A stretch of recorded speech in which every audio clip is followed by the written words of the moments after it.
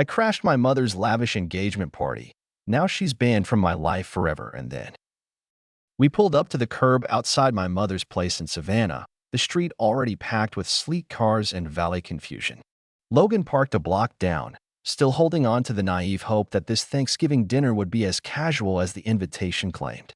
I smoothed my dress, adjusted the collar on his navy blazer, the one I loved on him, and grabbed the bottle of red we brought. At the door, warm light poured through the beveled glass like something out of a luxury magazine spread.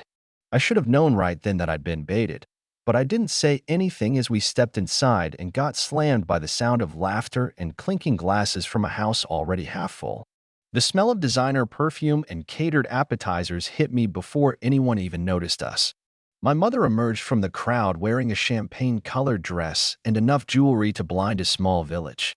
She let out this high-pitched laugh I hadn't heard since the last time she was trying to impress someone. "Danica," she beamed, sweeping across the foyer like she was the hostess of a televised gala. "Everyone, this is Logan, her fiancé. Can you believe it?" Then she gave me a look that felt like a pat on the head. She's still figuring things out, but she caught herself a real one. Her hand stayed on my shoulder just long enough to keep me from walking away. I looked around at the faces, none of them familiar, all of them oozing curated charm and inherited wealth. My mother's friends from the yacht club, her latest brokerage clients, one of the women who ran the city's arts council but couldn't tell a JPEG from a PDF.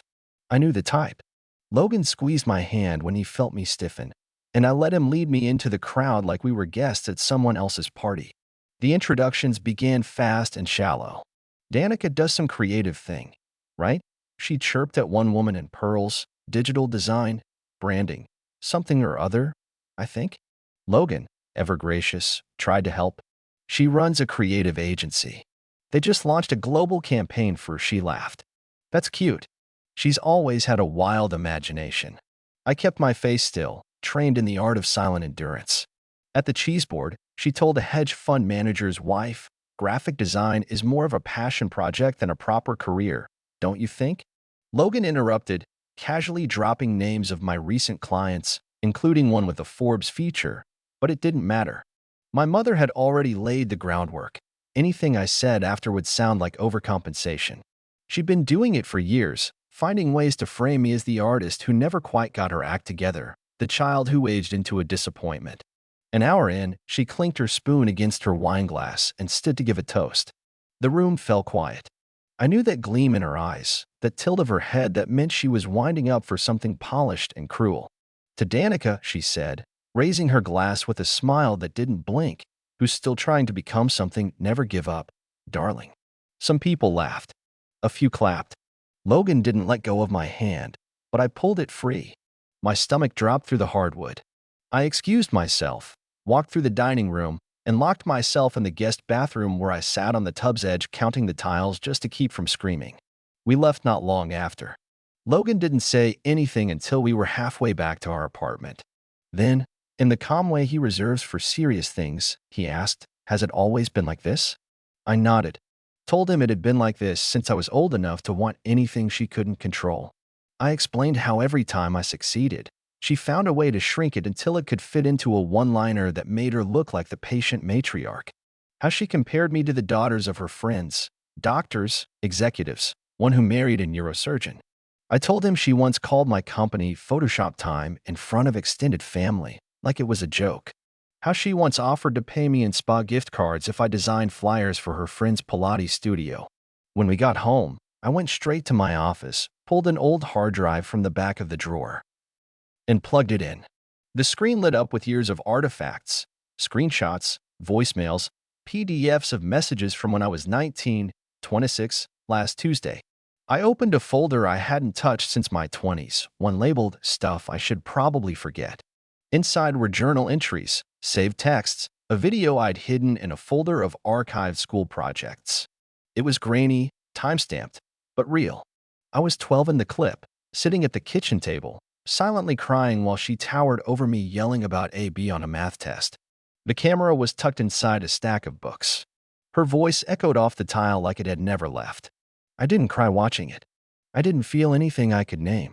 But something inside me locked into place, like a key finally turning. I realized I had been protecting her reputation for decades, smoothing over her jabs, laughing off her insults, pretending she was just intense or misunderstood. But she wasn't intense. She was calculated. And that night, she toasted my supposed failure in front of people who would forget my name before they tossed their wine glasses into the dishwasher. So I started saving.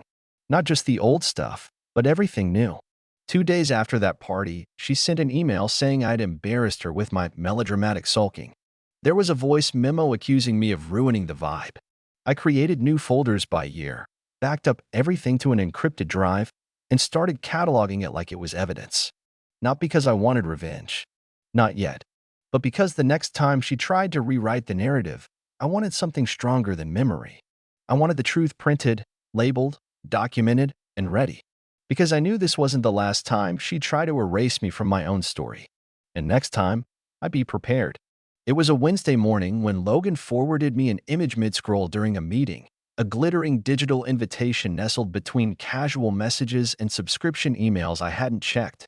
Gold trim, cursive fonts, a vintage monogram embossed on the corner. It was a formal invitation to my mother's engagement party at an exclusive estate outside Charleston. Her name printed neatly beside Neil's, the time and date laid out like a royal decree.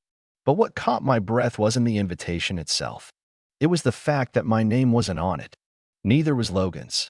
We hadn't been invited at all. I asked him where he got it, already knowing the answer would bruise. One of his coworkers had received it through his wife, who just happened to belong to the same country club circle my mother spent her Saturdays impressing. That was how I found out about the party. Not from her. Not even a performative text pretending to care.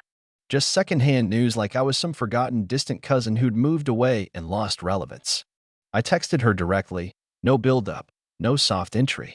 Are you having an engagement party? The response came within the hour. It's mostly professionals, she wrote. Didn't think it was really your scene. That was it. No apology. No explanation. No space left to pretend this wasn't intentional. Logan read the message over my shoulder, leaned back in his chair, and didn't even try to hide his disbelief. You should go anyway, he said. Not to cause a scene, just to remind her you're not afraid to show up. So I showed up.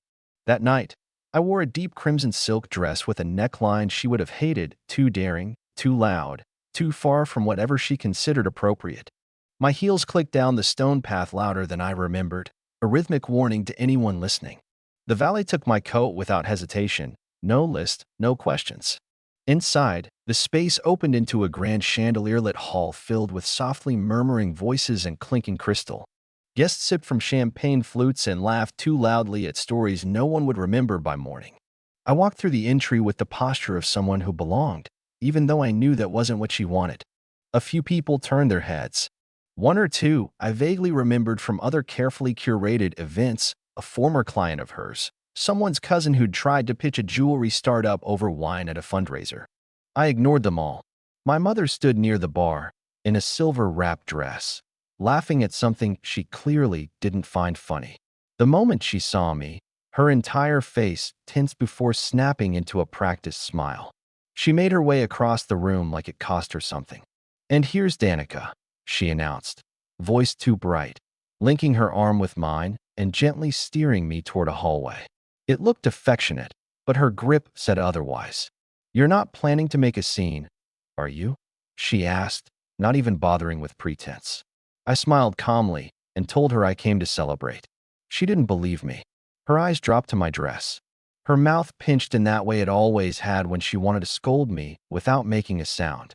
Then she excused herself and vanished into the crowd like smoke. Neil found me before I found him. Tall, soft-voiced, carrying a kind of quiet presence that made you lean in to hear him. He approached with a warm smile and a handshake that felt genuine. "You must be Danica," he said. "I've heard bits and pieces. Good to finally meet the person, not the idea." I braced for sarcasm, but it never came. Instead, we talked. I told him about my agency, the nonprofit campaign I'd done for a local women's shelter, the brand partnership that launched last spring.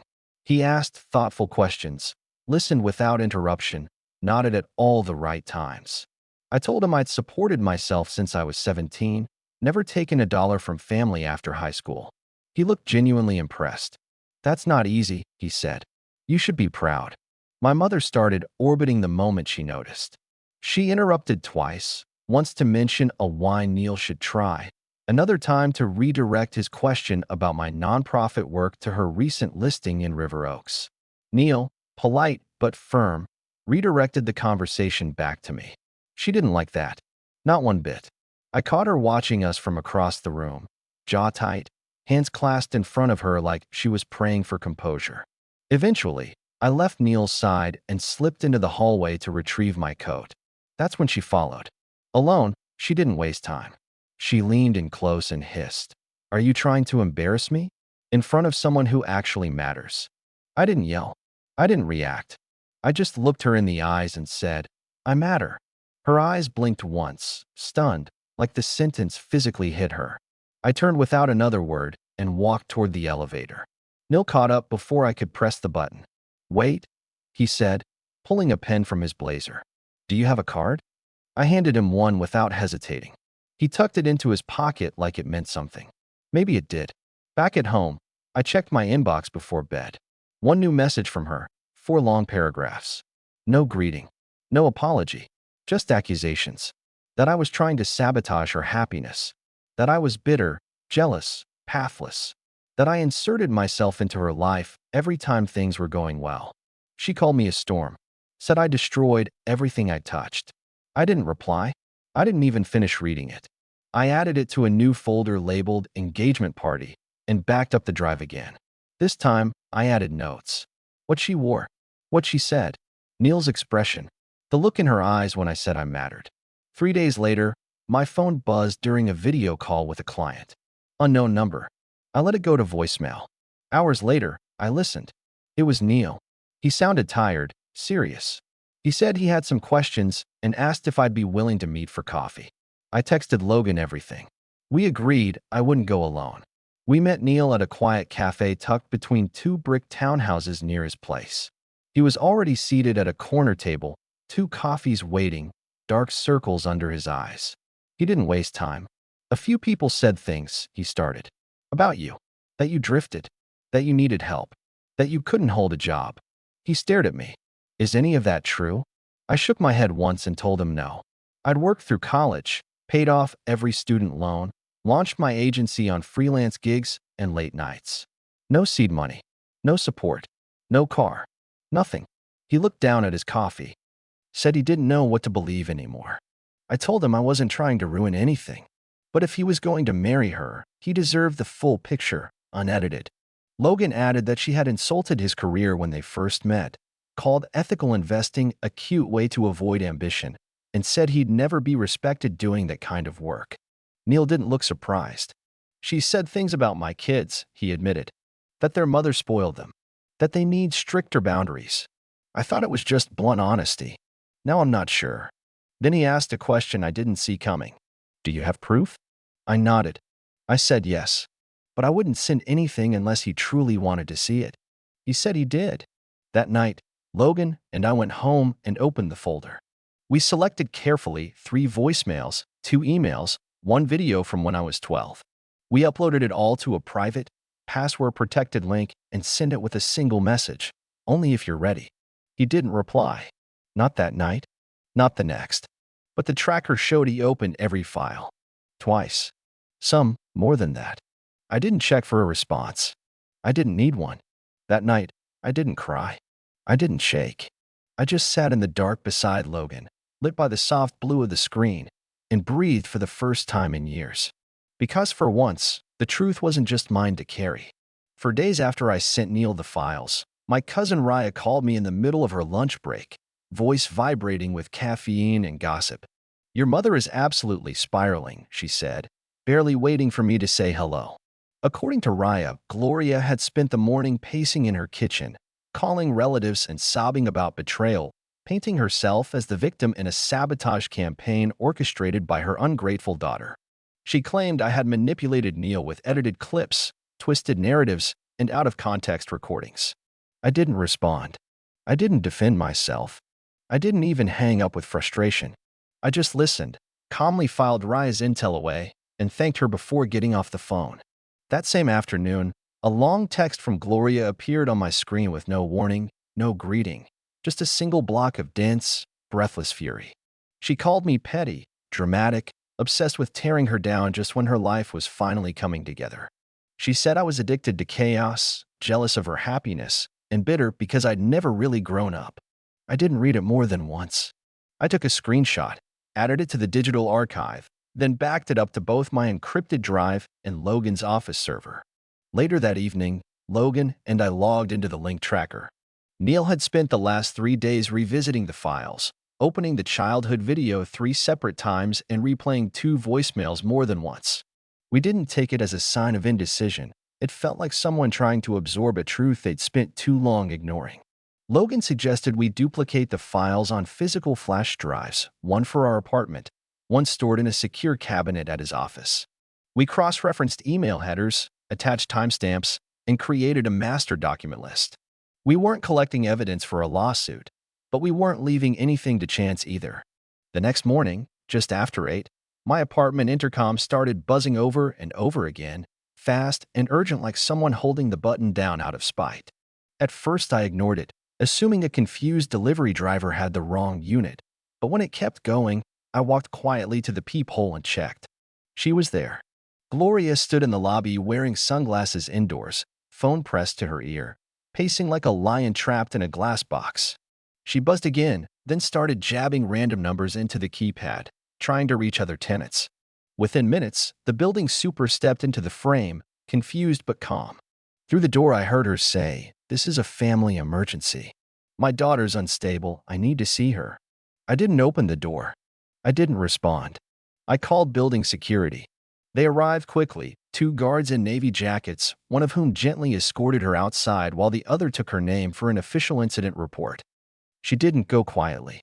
As they walked her out, she screamed up at my window, calling me ungrateful, manipulative, destructive. She said I was ruining her life, tarnishing her name, chasing attention like a soap opera character with no sense of decency. The last thing she shouted before the door closed behind her was, "She'll regret this." That evening, Neil emailed me. The message was short, almost painfully so, but every word landed with weight. He wrote that he had needed time to process, that he hadn't reached out earlier because he was reevaluating everything.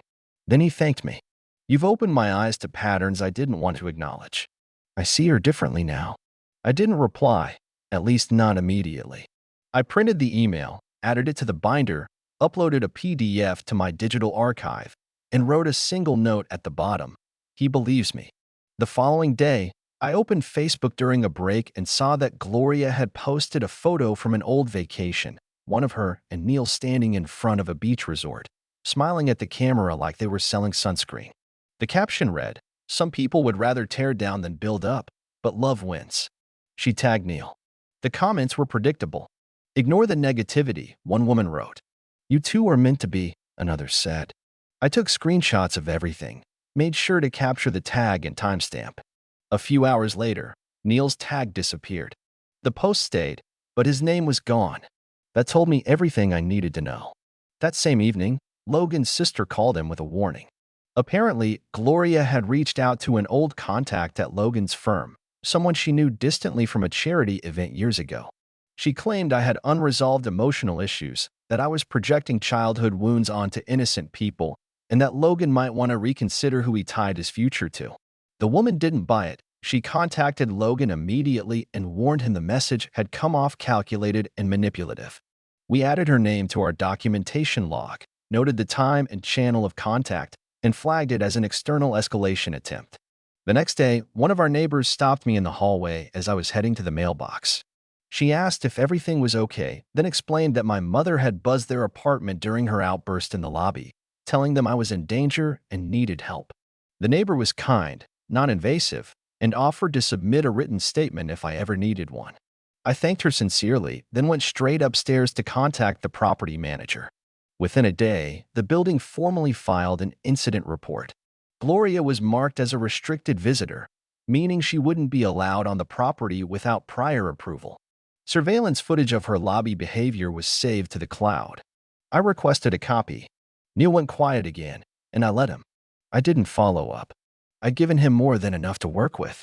If he chose to continue the relationship despite everything, It was his decision to make, but a part of me suspected he was already halfway out the door.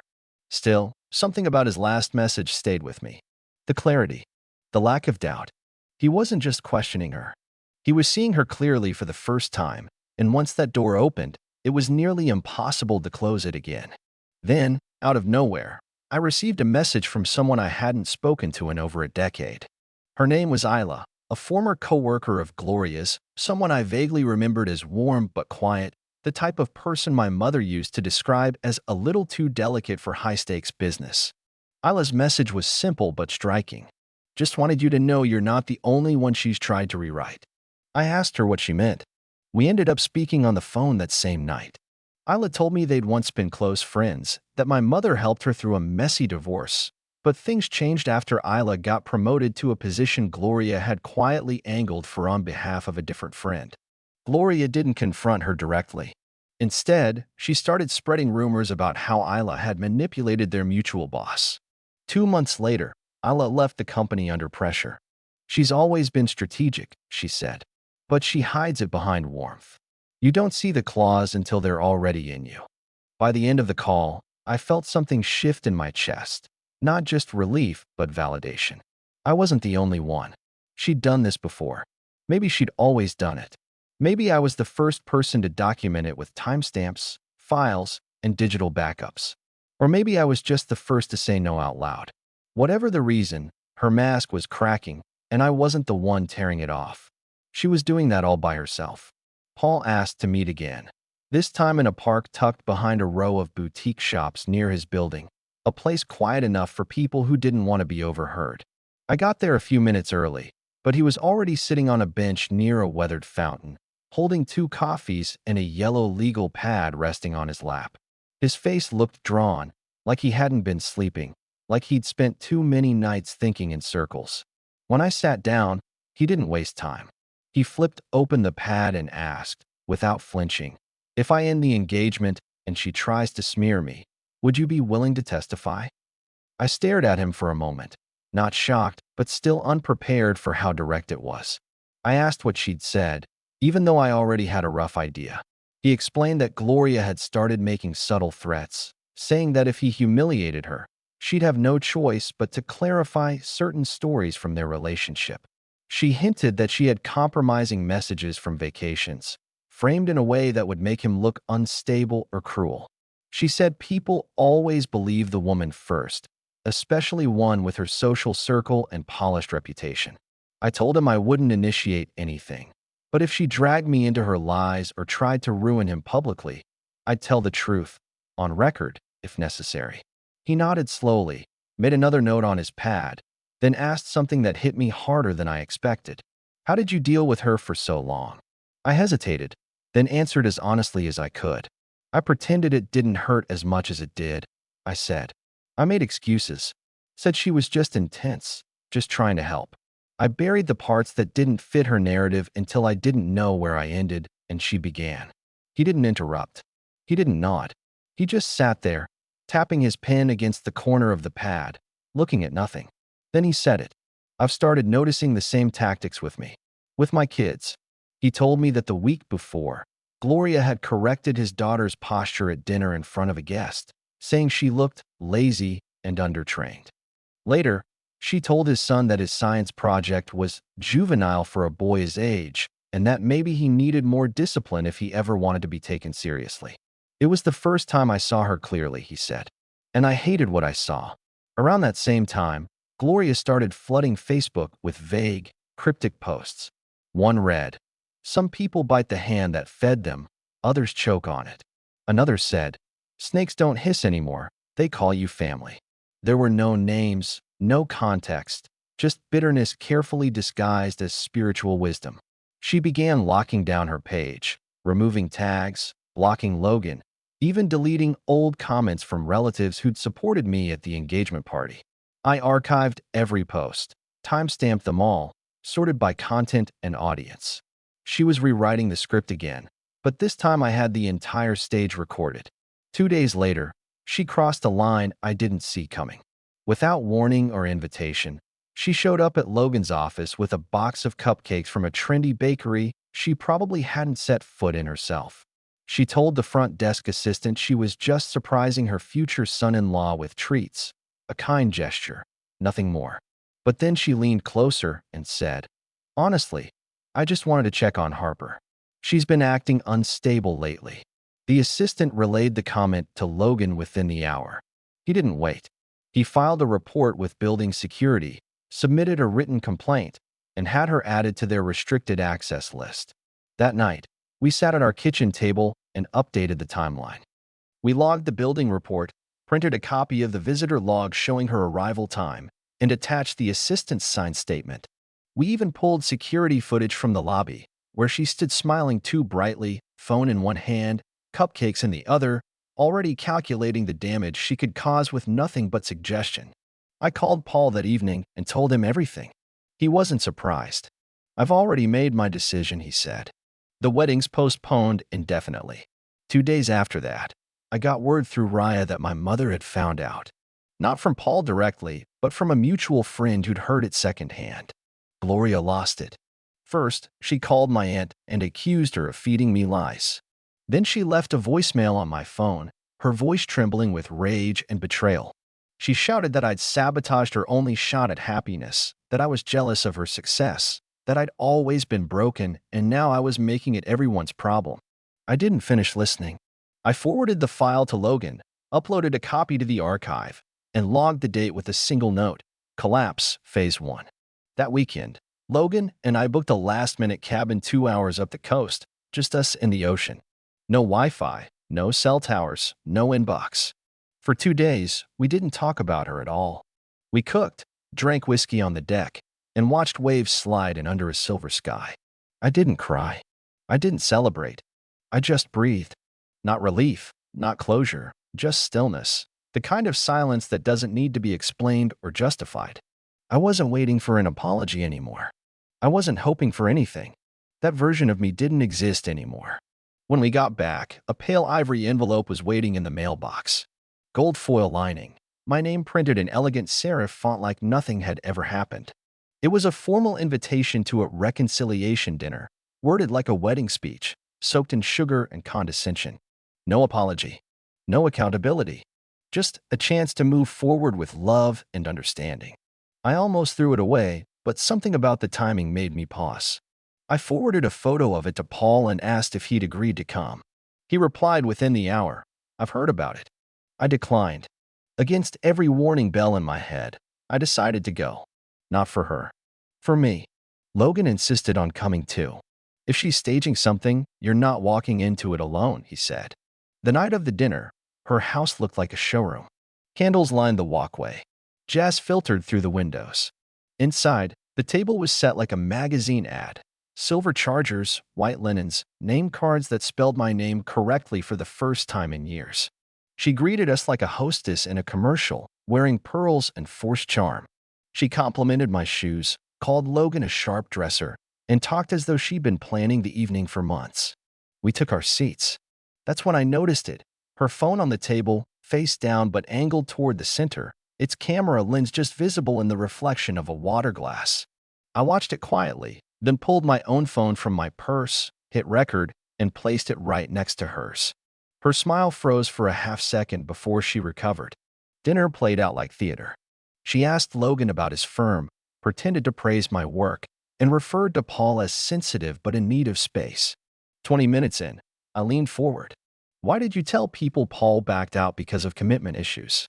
Her fork paused midair. "You're twisting things again," she said. "Always trying to make me look like a villain." Logan kept his tone flat. "You're recording us, and we're recording you. Let's skip the performance." She stood without a word, snatched both phones, and walked into the kitchen. A moment later, the garbage disposal roared to life. We left before dessert. Logan didn't say anything until we were halfway down the block. Then he just said, "She's unraveling." I nodded. I didn't feel triumph. I didn't feel pity. I felt done. That night, Paul called me again. "She sent me a video," he said. "A clipped version. Just you asking about the breakup and her pouring wine like nothing's wrong." He deleted it. "I'm not marrying her," he said. "Not now. Not ever." 2 months passed without a single message, no voicemails, no cryptic quotes, not even a passive-aggressive email pretending to check in. For the first time in years, she went completely quiet, which was somehow more unsettling than all her usual drama combined. Logan and I didn't say it out loud, but we both knew the silence wasn't surrender, it was the wind-up, the quiet moment before the next performance. We kept everything documented anyway, reviewed the archive weekly, updated logs, copied backups onto new drives. We weren't being paranoid. We were just refusing to be caught off guard again. Then came the new headline. The engagement announcement had vanished from her social media. No explanation, no post acknowledging the change, just a quiet erasure like the whole thing had never happened. Photos of Paul disappeared, her relationship status reverted to single, and mutual friends started removing tags or quietly unfriending her. I didn't comment, didn't message anyone for confirmation. The pattern was familiar. When she lost control of a narrative, she didn't confront it. She just deleted the evidence and pretended it had never existed. Meanwhile, Logan and I quietly planned our own wedding, a small ceremony by a lake upstate, no speeches, no photographer, no manufactured moments. We didn't send out save the dates, didn't book a venue that required approval from anyone's parents. We invited no one but a local judge, exchanged vows under a sky that stayed silent and still. The air was crisp, the water calm, and when we said our promises, I felt something loosen in my chest that had been stuck there since childhood. I didn't need her at my wedding. I didn't need her blessing. I didn't even need her to know it happened. I walked down a narrow wooden dock barefoot, holding Logan's hand, and for once there was nothing to brace myself against. No snide comments, no rehearsed insults, no tension sitting in the corner of the room like a guest that wouldn't leave. There were no eyes judging the table linens or whispering about career choices behind designer sunglasses. It was just us, the water, and the quiet that followed every sentence spoken with honesty. I didn't cry. I didn't even smile too wide. I just breathed like I'd never had to ration air before. Afterward, we drove home through winding roads, no reception for hours, no calls or notifications waiting to remind me that peace was temporary. When we got back, I unpacked my dress, folded it into the closet, and realized for the first time that closure was never something she could give me. It wasn't a phone call, or an apology, or even an acknowledgement of everything she'd done.